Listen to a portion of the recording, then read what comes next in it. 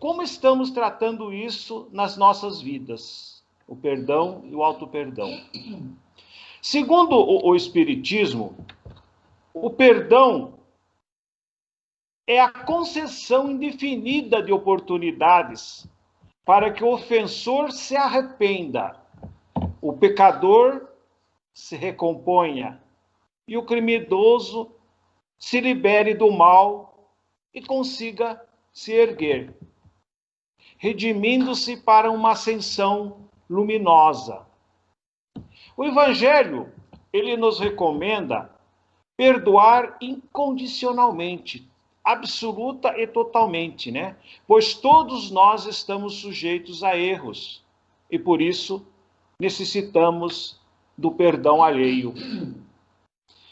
Todos os estudos e esforços que pudermos fazer na área intelectual, naquela área onde está o nosso aprendizado, onde está a nossa cultura, onde está o nosso conhecimento de mundo, né? Todos os estudos que nós fizermos nessa área, a respeito do entendimento e da providencialidade do perdão, elas nos darão subsídios para que nós possamos exercê-lo no campo moral, no campo emocional, né? E no campo dos nossos sentimentos. Serão valiosíssimas a prece, é muito importante a prece, a meditação e os exemplos das almas superiores de que nós temos conhecimento. Portanto, no cultivo da percepção e da intuição, nós precisamos fazer com que elas sejam de formas valorosas, que sejam de formas assim bastante fervorosas. As pessoas que nos despertam raiva e julgamentos nos dão a oportunidade de perdoar reiteradas vezes. E os desafios de perdoarmos a nós mesmos nos ensinarão muito sobre o perdão. Toda intervenção, né, que visa tratar um problema, suas causas e seus sintomas, com o fim de restabelecer a saúde ou o bem-estar, é chamada terapia. Portanto, o perdão é uma terapia de ouro para os nossos problemas somáticos, psíquicos e psicossomáticos, ou seja, aqueles problemas da dimensão do nosso corpo, como homens, como seres, nossos problemas mentais, da nossa alma, do nosso espírito e nossos problemas emocionais relacionados ao nosso corpo físico. A misericórdia divina sempre nos concede, através das reencarnações, oportunidades de repararmos o nosso passado culposo, alicerçando-nos um novo destino. O perdão sincero nos leva a fazer aos adversários, né, aquilo que desejamos que os outros nos façam. Então, quando o perdão ele é sincero, ele vai de encontro, né, aos nossos adversários, fazendo aquilo que nós gostaríamos que fizessem para nós, perdoá-los, né, de forma efetiva. Se reconhecemos no inimigo, se nós reconhecermos no inimigo de hoje uma vítima do nosso passado culposo, aprendemos que orar por ele é caminhar para a nossa própria libertação espiritual. O auto-perdão é quando uma pessoa se perdoa pela falha que cometeu com ela mesma. Isso é um auto-perdão para com ela. A reforma íntima é a transformação constante que realizamos no nosso espírito. A reforma íntima é essa, né? Essa transformação. Ambas são necessárias na nossa evolução espiritual. Porque quando nós perdoamos a nós mesmos, estamos realizando uma reforma no nosso íntimo. e criando um amor próprio que também ajuda a reforma íntima. Portanto, com isso, antes de realizar qualquer coisa, pense nos erros que você cometeu. Analise se você aprendeu com eles. E se perdoe-se a si mesmo. Pois assim você terá uma plena consciência de que é um ser errante, como qualquer outro, e tem o direito de falhar, assim como outras pessoas também têm o direito de falhar. O auto-perdão e a reforma íntima caminham juntos. Não tem como você começar uma reforma sem antes aceitar o que aconteceu e perdoar. Então seja grato pelas dificuldades e siga em frente na sua jornada espiritual. Já que é impossível voltar atrás, como diz o Chico, né, para poder apagar o que fizemos, então avancemos, fazendo agora todo o bem possível que um dia nós iremos colher. Toda vez em que a culpa não emerge, toda vez que a culpa não surge de maneira consciente, são liberados conflitos que mascaram, levando a inquietações, a sofrimentos, né? Todas as criaturas cometem erros de maior ou de menor gravidade, algumas dos quais são arquivados no nosso inconsciente, antes mesmo de passarem por uma análise de profundidade em torno dos males produzidos, seja referência à própria pessoa ou a outra pessoa. Cedo ou tarde, resumam de maneira inquietadora, produzindo um mal-estar, inquietação, nos traz insatisfação pessoal, em caminho de transtorno de nossa conduta. Portanto, a culpa é sempre responsável por vários processos neuróticos, que deve ser enfrentada com serenidade e altivez. Ninguém se pode considerar intocável enquanto no processo da evolução, né? Mesmo aquele que segue realmente o caminho do bem, ele está sujeito à alternância de conduta, tendo em vista os desafios que se apresentam e o estado emocional do momento em que ele está vivendo. Há períodos em que o bem-estar a tudo enfrenta, com alegria, com naturalidade, enquanto que em outras ocasiões, os mesmos incidentes produzem distúrbios e reações que nos são imprevisíveis, né? Todos podem errar, e isso acontece a miúde, feitos, né? Produzindo em nós, com os erros, remorso, vergonha, ressentimentos, sem que haja a coragem para revivê-los e liberar-se dos seus efeitos danosos.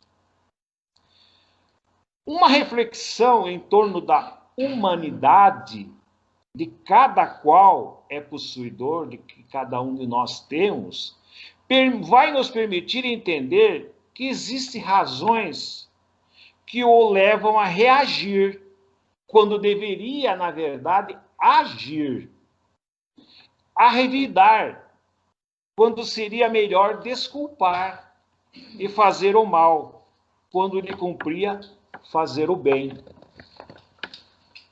A terapia moral, pelo auto-perdão, impõe como indispensável para a recuperação do equilíbrio emocional o respeito para conosco mesmo. Portanto, torna-se essencial uma reavaliação da ocorrência num exame sincero e honesto em torno do acontecimento, diluindo racionalmente e predispondo-se a dar uma nova oportunidade de reforma que supere a culpa mantenha esse estado de paz interior. Nós precisamos superar a nossa culpa para que o nosso estado emocional interior seja superado. Então, o auto-perdão é essencial para uma existência emocional tranquila. Todos têm o dever de perdoar-se, buscando não reincidir no mesmo compromisso negativo, não é? Então, às vezes, nós, desmascarando-se desses cipós constrangentes da vida, do remorso, a gente vai melhorar o nosso dia a dia. Seja qual for a gravidade do ato que nós praticamos, seja qual for a gravidade do ato infeliz, é possível repará-lo quando se está disposto a fazê-lo, recobrando o bom humor, a alegria de viver. Em face do auto-perdão, da necessidade de paz interior inadiável, surge o desafio do perdão ao próximo. Aquele que se transformando em algoz, em adversário contínuo. Nosso adversário contínuo de paz. Então, por que temos dificuldades em perdoar? Por que maioria de nós, temos essa dificuldade em perdoar? Será porque somos imperfeitos? Ainda somos espíritos, sim, imperfeitos. Daí a nossa dificuldade em perdoar. Muitas vezes somos algozes, somos verdugos, somos carrascos, impiedosos daqueles que nos rodeiam. Entretanto, quando nós tornamos vítimas, a nossa dor parece infindável. E maior do que a dor que podemos provocar no outro, ao ponto de nos acharmos injustiçados. Vejam como as coisas, em relação ao perdão, eles tomam certos rumos que vão de encontro com a nossa vida e muitas vezes nos amarram nesse cipoal que às vezes a gente mesmo não consegue sair. Quando erramos e reconhecemos o nosso erro, desejamos receber o perdão daquele que foi vitimado por nós. Todavia, muitas vezes não somos capazes de perdoar. Há uma dificuldade muito grande em se colocar no lugar do outro, né? Fazer uma introspecção, se colocar no lugar do outro. Esquecemos que somos falíveis e que costumamos apontar os erros alheios, não é? Falta a todos nós, nos falta a compreensão e a tolerância, gente. A compreensão e a tolerância. Para que a gente possa compreender os estados emocionais dos outros, identificar-se com a outra pessoa, né? Para que a gente possa compreendê-la, para que a gente possa pensar e sentir de forma diferente. Então, a tolerância é muito importante nessa hora. Estudos científicos comprovam que o aparecimento de certas doenças físicas, elas podem estar relacionadas ao sentimento humano. Por exemplo, nossos pensamentos, eles funcionam como emissores de receptores de energia, né? Se alimentarmos o egoísmo, o ódio, o orgulho e o rancor, certamente atraímos energias maléficas para o nosso corpo e o nosso espírito e abrimos com isso portas para obsessores, com toda certeza, não é? O perdão sincero é capaz de proporcionar aquilo que chamamos de paz de espírito. Quando ele é sincero, ele nos traz a paz de espírito, ou seja, nos garante a consciência tranquila, livre de paixões nocivas, né? E, consequentemente, diminuímos o risco de doenças. Olha aqui, que interessante e que bom. Mas o perdão também é importante para aquele que é perdoado. Aquele que é perdoado, né? O perdão é importante. Todos nós somos espíritos em evolução. E na busca pela perfeição, cometemos erros. Cometemos diversos erros. Há de se considerar que o erro é necessário para o nosso aprendizado. Não, né? O erro é muito necessário para o nosso aprendizado. Mas nem sempre a intenção do ofensor é em nos prejudicar. E é necessário dar a ele uma nova oportunidade, assim como a providência divina proporciona a todos nós, né? Cada vez que reencarnamos, é uma oportunidade que estamos tendo. Onde estaria a justiça de Deus se não houvesse uma chance de correção? Às vezes, o peso da culpa é muito maior do que o ato que nós praticamos, o ato praticado. A própria consciência nos cobra a regeneração diante das falhas. Olha que coisa, né? A própria consciência nos cobra a regeneração diante das nossas falhas. Aí eu pergunto, é possível perdoar no plano espiritual? Lá em cima, é possível perdoar? Sem dúvidas. Existem vários registros de reconciliação na erraticidade. Contudo, os próprios espíritos envolvidos sentem a necessidade de estagiar em uma nova existência, a fim de cultivar o amor entre si. Este fato, né, pode explicar alguns casos onde há relações conturbadas entre pais e filhos, né, entre marido e mulher, entre irmãos, onde esses indivíduos manifestam uma repulsa mútua, aparentemente inexplicável. É natural que renasçam, né, todos no mesmo seio familiar, para que aprendam a desenvolver amor e respeito.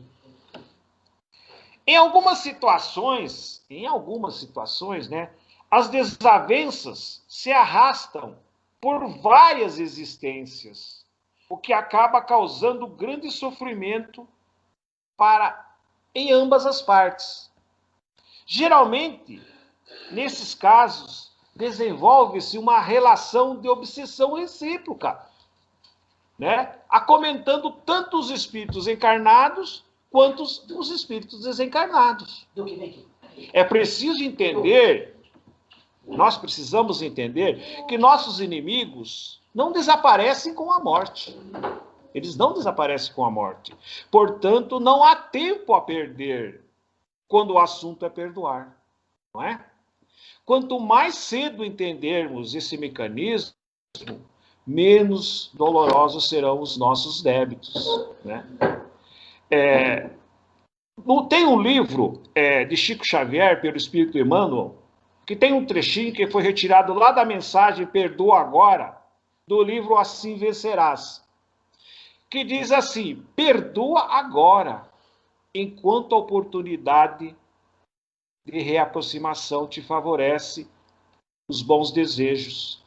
Porque provavelmente amanhã o ensejo luminoso terá passado e não vai encontrar ao redor de ti senão cinzas do arrependimento e o choro amargo da inútil lamentação. E a vingança, hein, gente? A vingança. Vamos perguntar a todos vocês, vamos pensar juntos. Você considera a vingança como um ato de coragem ou um ato de covardia? Algumas pessoas acreditam que a vingança é uma demonstração de grande coragem. Afinal de contas, não se pode tolerar uma afronta sem se rebaixar. Eu falei algumas, hein? Pensam que a tolerância e a indulgência seriam prova de fraqueza ou de covardia. Todavia, temos de convir que o ato de vingar-se jamais constituiu prova de coragem. Jamais. Geralmente, quando buscamos revidar uma ofensa, fazemos movido pelo medo do agressor ou pelo medo da opinião pública. Olha só, né? Muitas vezes, vamos imaginar situações que muitos de nós, às vezes, já passamos nessa situação. Não importa a nossa consciência. Não importa que a nossa consciência nos acuse de covardia ou de indignidade. O que nos interessa é que a sociedade não nos julgue assim. Olha, muitas vezes o pensamento, né? O mesmo não ocorre com relação ao ato de perdoar. O perdão, sim, exige do ofendido muita coragem e muita dignidade. O perdão. Enquanto a vingança é uma ladeira fácil de descer, o perdão é uma ladeira difícil de subir. Algumas pessoas costumam enfrentar corajosamente os mais graves perigos, mas sentem-se impotentes para tolerar uma pequena ofensa. Escalam com ousadia altas montanhas, saltam de paraquedas, desafiando as alturas, enfrentando os animais ferozes, né? Aceitam os desafios do trânsito, navegam em mar revoltos, com bravura, mas não conseguem suportar um mínimo de golpe de injustiça. Isso cala profundamente, não é? Dão grande prova de coragem em alguns pontos, mas não revelam a investida da ingratidão, da calúnia, do cinismo e da falsidade e da infidelidade. Realmente fortes são aqueles que conseguem conter-se diante de uma agressão. Esses são realmente fortes. Que não impacientam quando são incomodados, que não perturbam quando são incompreendidos, que não se queixam quando são prejudicados. Verdadeira coragem é aquela que o Cristo nos deu o exemplo, né? Ele sofreu ingratidão daquele a quem havia ajudado. Ele ajudou tantos. Enfrentou o cinismo dos agressores. Foi ultrajado. Ele foi caluniado. Cuspiram-lhe no rosto e o crucificaram. E ele tomou uma única atitude: o perdão. Pai, perdoe, eles não sabem o que fazem. Está lá no Evangelho, no capítulo 10. Por várias vezes, em sua passagem pela terra, o homem de Nazaré teve motivos de sobra para revidar as ofensas, mas sempre optou pela dignidade de calar-se. Diante das agressões que ele recebeu, o meigo Rabi da Galileia passava lições grandiosas para nós, como aconteceu com o soldado que os bofeteou quando ele estava de mãos amarradas. Sem perder a serenidade habitual, o Cristo olhou a ele, não é? Olhou nos olhos e lhe perguntou: se eu errei, aponta meu erro. Mas se eu não errei, por que me bates? Essa é a atitude de uma alma verdadeiramente grande, meus amigos. Vamos pensar nisso. Jesus, né? Tem um pedacinho aqui na redação do trecho do Momento Espírita, né? No capítulo 15 do livro O Primado do Espírito, de Rubens Romanelli, né? É um livro assim pequeno, mas que traz muitas mensagens. Se Jesus tivesse parado em meio ao caminhar ao Gólgota, largado a cruz injusta do suplício, para que ele se revoltasse contra os seus agressores e exercer sobre eles o direito de vingança, certamente não teria passado a nós, a posteridade, como modelo de perfeição e modelo de amor. O que faríamos se, de repente, por uma circunstância qualquer, tivéssemos nas mãos a possibilidade de decidir a respeito do destino de uma pessoa que nos provocou muitos problemas? Olha, a pergunta para que nós possamos refletir. Alguém que estendeu o manto da calúnia e destruiu o bom nome perante os amigos. alguém que se apossou da empresa, fruto do nosso labor de tantos anos, alguém que tenha ferido brutalmente um membro de nossa família. Será que nós lembraríamos da lição do perdão ensinada por Jesus? Será que viriam à nossa mente, assim, as palavras do mestre Galileu? Bem-aventurados os misericordiosos, porque alcançarão misericórdia? Vamos pensando nisso. Ou ainda a exortação a respeito de nos reconciliarmos o mais depressa possível com o nosso adversário. Tem uma historinha que eu vou narrar aqui para vocês, que diz que, a propósito, conta-se que um escravo tornou-se de grande valor para o seu senhor por causa de sua honradez e de seu bom comportamento. Em razão disso, foi elevado a uma posição de importância na qualidade de administrador da fazenda. Numa ocasião, o senhor desejou comprar mais 20 escravos. Então, foram ao mercado e o administrador foi encarregado de observar e escolher. Deveriam ser, naturalmente, homens fortes, não é? Para que pudessem desempenhar as rudes tarefas nas fazendas. O administrador foi ao mercado e começou a busca. Em certo momento, fixou a vista num velho e decrépito escravo. Apontando para o seu senhor, disse que aquele deveria ser um dos homens que deveria ser adquirido. Olha, o fazendeiro ficou surpreendido com a escolha e não concordou.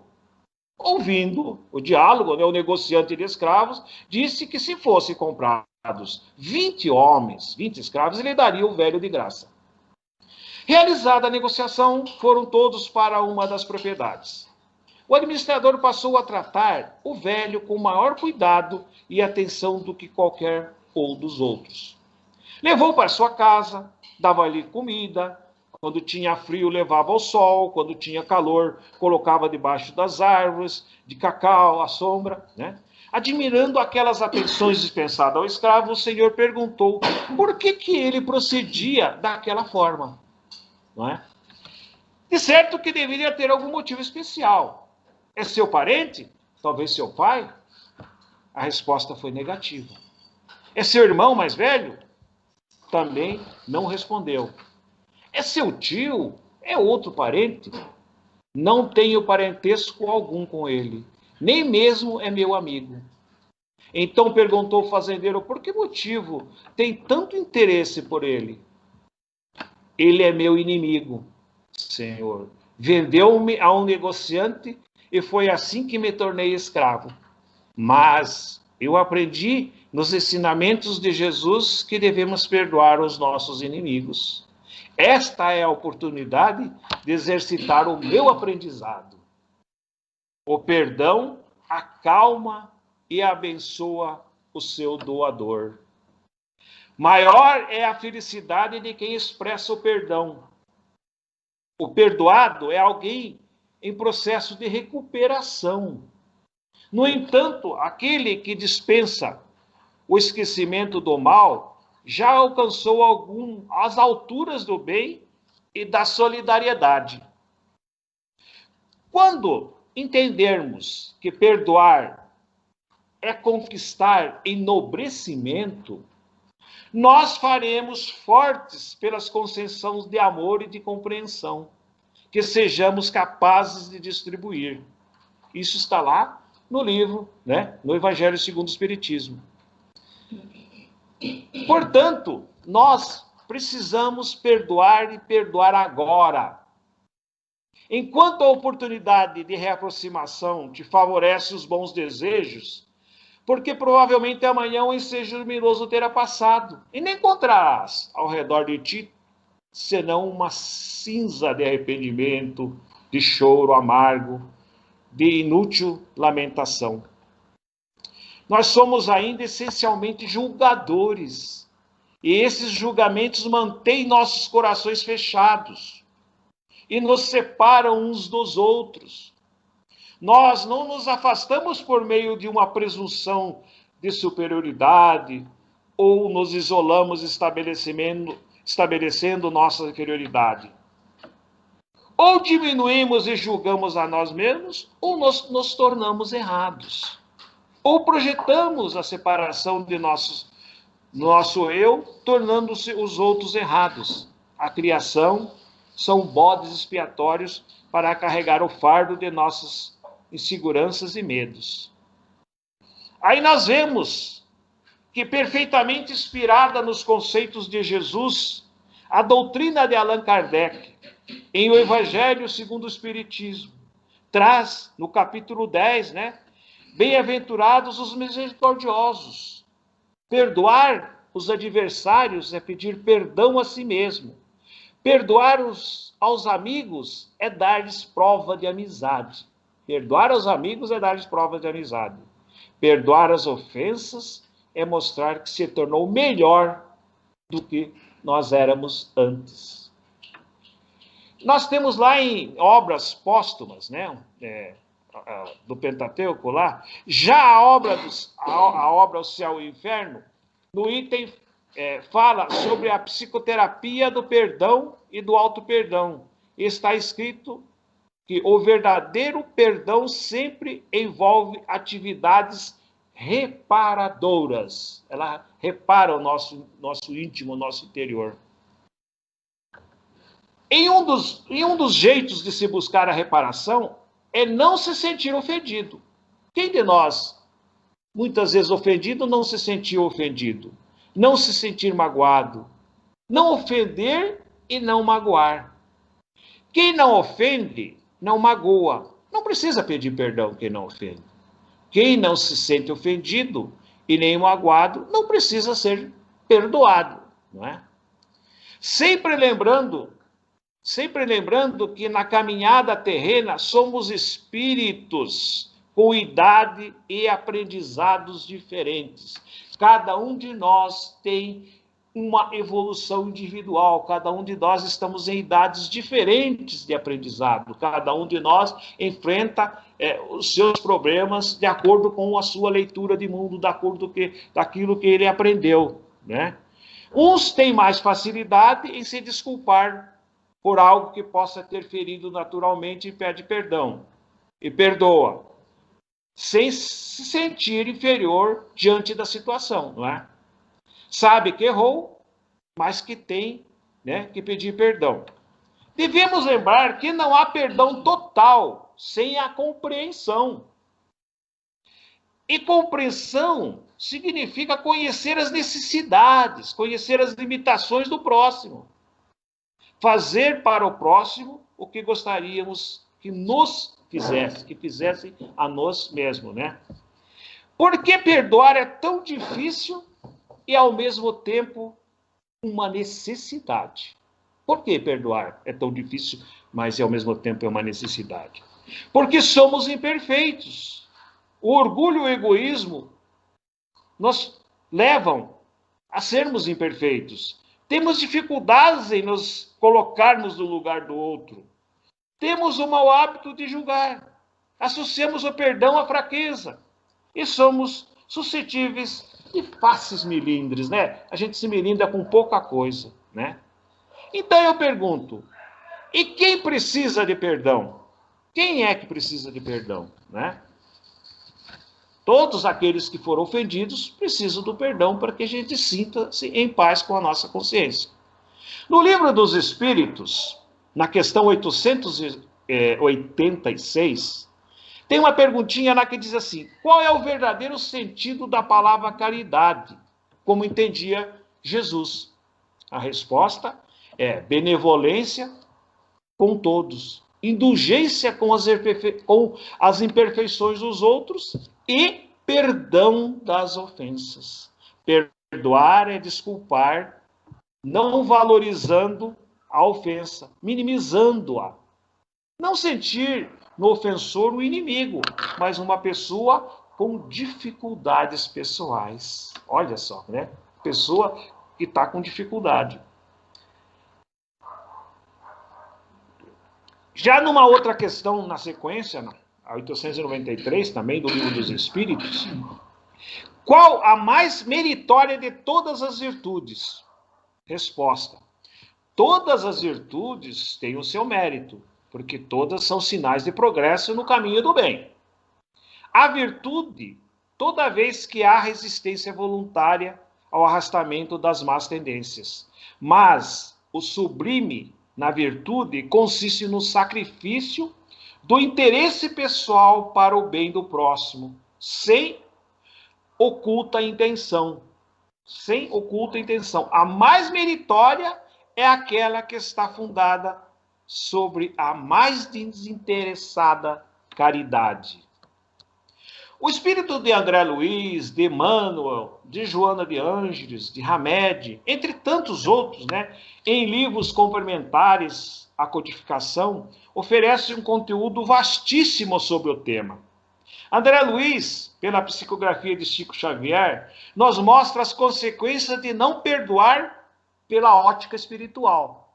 De não perdoar pela ótica espiritual. Em várias passagens, ele exibe cenários de personagens e consequências, ficando claro que o perdão, quando não concedido pela alma na terra, pode significar a continuidade da animosidade e do esforço entre as partes envolvidas nos dois planos da vida. Quer dizer, começou aqui, não solucionou e vai ter que, lá em cima, vai ter que também buscar essa conciliação. Ainda no Consolador, a gente vê que Emmanuel, através de Chico, também lançou a seguinte questão: concilia-te depressa com o teu adversário. Essa é a palavra do Evangelho. Mas, se o adversário não estiver de acordo com o seu desejo da fraternidade, como efetuar uma semelhante conciliação? E aí, o que fazer? A resposta é: cumpra cada qual o seu dever evangelho, buscando o adversário para a reconciliação precisa, olvidando a ofensa recebida. Portanto, é procurar a pessoa para que haja a reconciliação. E ainda temos no Consolador lá um livro muito bonito que traz muitas lições de vida para nós, né? E diz: por que teria Jesus aconselhado perdoar 70 vezes 7? Né? A terra é um plano de experiências e resgate, por vezes bastante penoso. E aquele que se sinta ofendido por alguém não deve esquecer que ele próprio pode também errar 70 vezes 7, quer dizer, não 70 vezes, mas 70 vezes 7. Por quê? Porque a misericórdia de Deus não tem limite. A misericórdia de Deus ou não tem limite. Então, tem alguma correlação 70 vezes 7, 7 vezes sem contar, né? Humberto Campos nos relata no seu Boa Nova, no capítulo 10, que a partir dessas respostas dadas a Pedro por Jesus, lhe ensinando a necessidade do perdão incondicional na sublime obra da redenção, o mestre passou a aproveitar as menores oportunidades para enfatizar a lição aos seus apóstolos, que absorveram e foram fiéis a ele após a sua partida, perdoando-o instintivamente. Joana de Ângeles, né, em seu Liberta-te do Mal, ela afirma que, sem o equilíbrio psicofísico, ou seja, do corpo e da mente, muito difícil se torna o autoconhecimento, o discernimento e a consciência entre os desafios da existência. Assevera ainda que são inúmeros os males causados aos tecidos nervosos quando as criaturas reincidentemente cultivam nocivas. E por que não pede o perdão, que também é uma ideia nociva. Pessimismo, mágoa, desejo de vingança, ciúme, rebeldia, emocionalmente transformam-se em tóxicos, destrutivos para o organismo, agredindo células e abrindo espaço para a contaminação bacteriológica. Depressões, distúrbios do pânico, ansiedade, a angústia, também são produtos do cultivo de sentimentos desalinhados na nossa mente. Olha, pensamentos desalinhados da nossa mente. A nossa mente é muito importante em tudo isso. No sentido de minorar esses desequilíbrios, ela indica a terapia do perdão das ofensas. Lembra que praticarmos o perdão não significa que o ofensor ficará liberado da responsabilidade do ato ignóbil praticado e orienta que não deixemos que a mágoa peça conta ao ofensor em apelos de justiça feitos à nossa divindade. O ofensor é um infeliz. E nós temos aqui um pedacinho que diz assim que no trecho Ave Luz, também de João Nunes Maia, ele cita uma passagem que Tomé pergunta a Jesus: Mestre, o que podes dizer acerca do perdão? Qual o benefício que traz para nós e para os outros? Já está quase acabando. O perdão, quando é desconhecido pelo homem, começa a dar sinal dos lábios. Depois, com o tempo, suas raízes espirituais vão se aprofundando e estimulando o coração. O perdão verdadeiro é aquele que esquece as faltas. O mais verdadeiro ainda é aquele que a ação existe, porque somente podes perdoar se for ofendido. O único órgão do corpo que não tem o câncer, que não pega o câncer, é o coração. Olha que coisa linda, né?